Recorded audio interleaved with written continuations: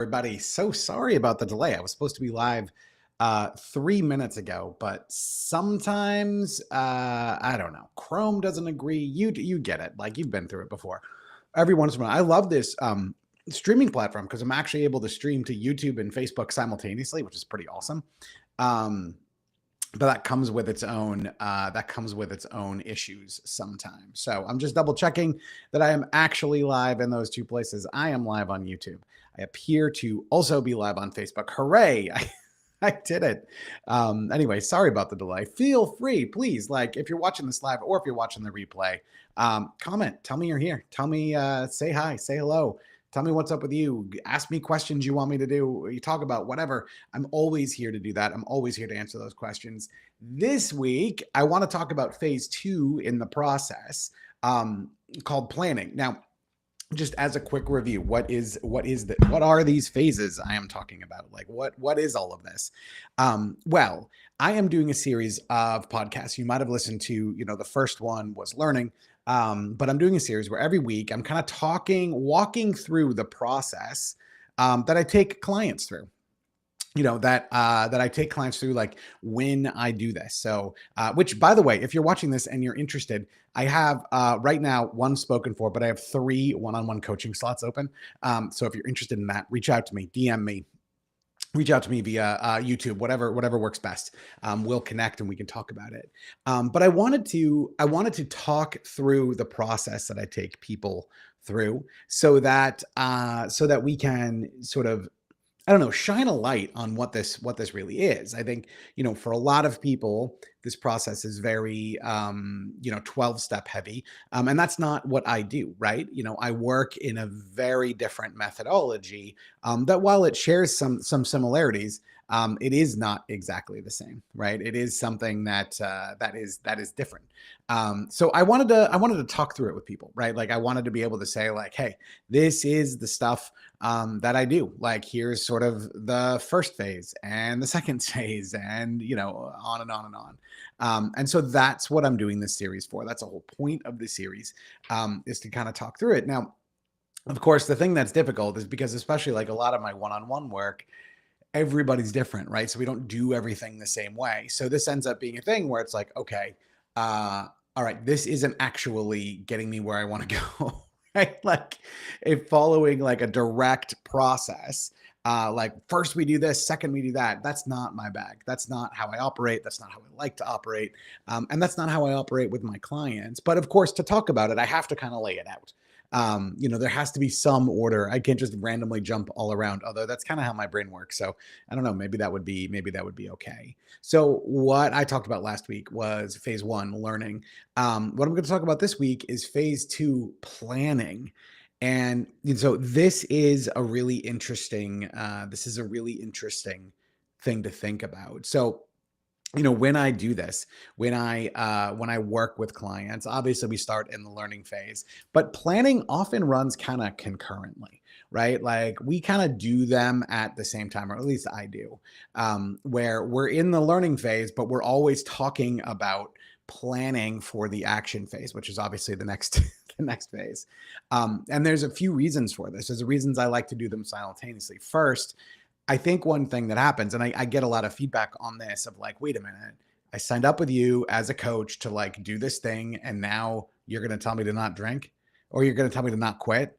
You're going to tell me to like keep drinking. Like what? And I understand that. But the reality of the situation is that like this does not in any way create like I don't know. It doesn't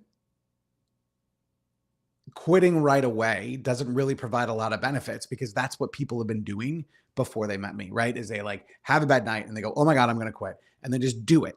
Right. And so in phase 1, in the learning phase, is like, all right, we are going to learn. We are going to let this run. We are going to experience this. However, it's not open ended. Right. And this is the piece that most people feel like confused about, like, oh, if I let myself drink, are things just going to explode? Like, are the wheels just going to come off? Is this just going to be the way it is forever? And the reality of the situation is no, that is not actually what it's going to be. That's not actually, how it's going to work. And so the reason I like to do the planning phase concurrently is part of the planning phase is choosing a date and duration, right? So like a day that you're going to go alcohol free and a period of time that you're going to go alcohol free. And that's important as well because leaving it as this open-ended thing is tricky, right? You're just like, oh, I'm going to quit drinking. That we can totally get in our heads about that, and it can mess things up pretty big time for us. So what this all kind of boils down to is this idea of, all right, I am going to learn and then I'm going to make a plan, right? And the plan is going to be all about what are the things that trigger me? What are the things that trip me up? What are the things that make me feel good, right? What are the difficult times a day? What are the easy times a day? What do I do on my spare time? Like, do I have alternative activities, right? There's all of this stuff that through the learning phase we can learn and we can work on, and then we can actually use to put a plan together for when action actually happens. And I have to say, over and over and over, clients have said, thank you for the planning phase, because as much as we don't want to do it, spending that time thinking about these things and then having that plan in your back pocket, that is a game changer, right? That changes everything because now you've actually thought through, oh, what am I going to do on a weekend? If you think of like what a normal quit is for a lot of people, it's this idea of like, it's this idea of like, oh, like, fuck it, I quit, right? We get to this place, which is, it's nice. Like, it's nice that people have this urge. I get that. I understand that. But it's also so incredibly short-sighted to be like, I'm just doing it. And then just like run out and do it. And with no forethought and with no thinking through it, all of a sudden we can find ourselves in this position where, yeah, like you can't see it, right? Where you can't really understand, what you should do in a certain time, or you don't really know what like the best thing is for you. And so spending time in this planning phase, as aggravating as it can be, is massively helpful. And, I have had clients discover all types of things during this planning phase that they didn't really see in the past. So like triggers that they didn't understand and ways of sort of operating that they didn't really understand. And, things that like were, kind of blowing up for them or like they're putting up there that they didn't really understand. Like all of these things, these issues, these emotions, these people, these situations, environments, all of that stuff, when we plan for it, it can just be so much easier. It can be so much easier because we've thought about it ahead of time. It can be so much easier because we've talked about it, we strategized about it, and it can be so much easier because we have some sort of a direction. 9 times out of 10, and I've seen this over and over. I see this especially with like going out places. When people first make this change, they do it, and then there's this sense of like, oh man, what do I do? Right? The temptation hits, right? The urge to drink hits. And then all of a sudden it's like, how do I handle this? What people need 9 times out of 10, they just need a direction. They just need something to do. If you have that answer, you can get through so much easier. What tends to happen instead is if we don't plan and we run into these scenarios that we're not ready for, our brains, like we just got a lot of shit going on, right? There's like, should I drink? Shouldn't I drink? Man, it would be great if I drank, but I don't want to drink. And what is my wife going to say? And how am I going to handle this? But boy, that would feel good. And I like the taste of scotch. Like we'll go on and on and on. And it's just this like morass of things. And it makes it very, very difficult to make a decision on how to move forward. Whereas even if all of those thoughts come up, if we have planned for it, if we have thought about it ahead of time, we have a direction we can go. And then that's that, right? Like we have a direction we can go and then we're past it. Then we're like, okay, let's move on now. So that's the difference. And like, that's what's so powerful about it. And I find over and over and over and over when people take the time to plan, when they take the time, and it doesn't have to be long. We'll talk about this in a minute, but when you take the time to do it, things that used to seem impossible to overcome, maybe it's a wedding, maybe it's a work trip. A big one that I hear from people all the time is flying, traveling. Those things become much easier. And they become much easier because you've thought them through. And visualizing yourself in doing these things without drinking and doing that well, and it's something that I help my clients with, that also changes things because we can approximate it. I mean, you can't, obviously fully recreate the experience, but if you spend enough time like focused on it and thinking about it, you can approximate how you're going to feel in that time frame.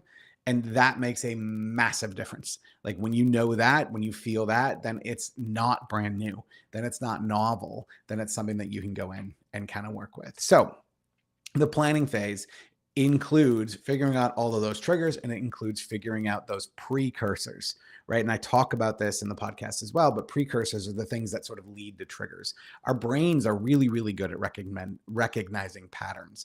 And so you can run into a precursor, which is something that usually precedes a trigger. Like maybe it's your wife saying, "Hey, let's go out to dinner tonight," instead of staying at home. Boom, all of a sudden you're like, your brain's like, "Oh, wait, there could be alcohol, there could be drinking, there could be play," right? And so these things, like understanding these things and training for or planning for these things, can be very, very helpful.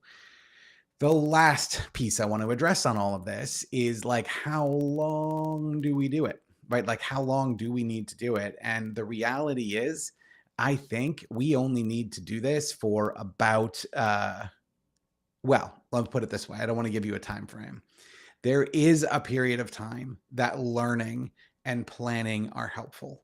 And as long as it is a closed bracket, right? As long as you know, okay, I'm doing this for a month, then you're going to feel like you're making progress while you're planning. So you don't need to live months and months and months doing this. Even going a couple of weeks or a month, like that's about the average. So like most people who start working with me, it's 2 to 4 weeks. Plenty of people are like, nope, not doing that starting today. But like people who follow this process, it's about 2 to 4 weeks, right? Because you think about like all the experiences you're going to have. You got a few weekends in there. You've gone through sort of the weekly cycle a few times, whatever that happens to be for you. You tend to be in an okay spot when you spend that amount of time in the learning, in the planning phase, right? And then as you go through the learning phase, you're thinking about these things, you're writing them down, you're coming up with plans for all of the triggers. You're recognizing like, holy shit, like traffic on my ride home is crazy and it stresses me out. I need something at home.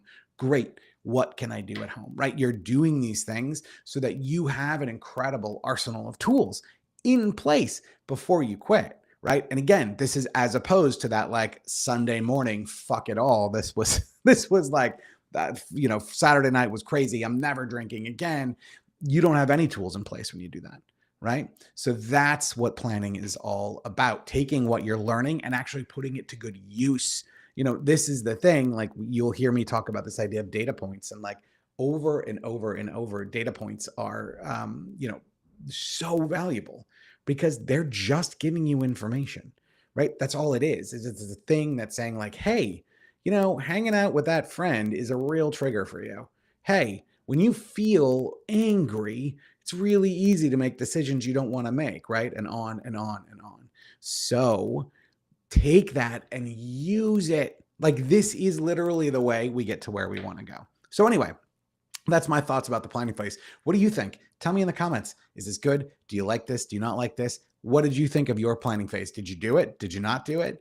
I'd love to hear from you. I will be back soon with another live video. And as always, if you need me between now and then, reach out, say hi. I love getting direct messages. I love it when you send me emails, scott@scottpenyard.com, right? Whatever that is. I love hearing from you. I hope you have a fantastic week, and I will talk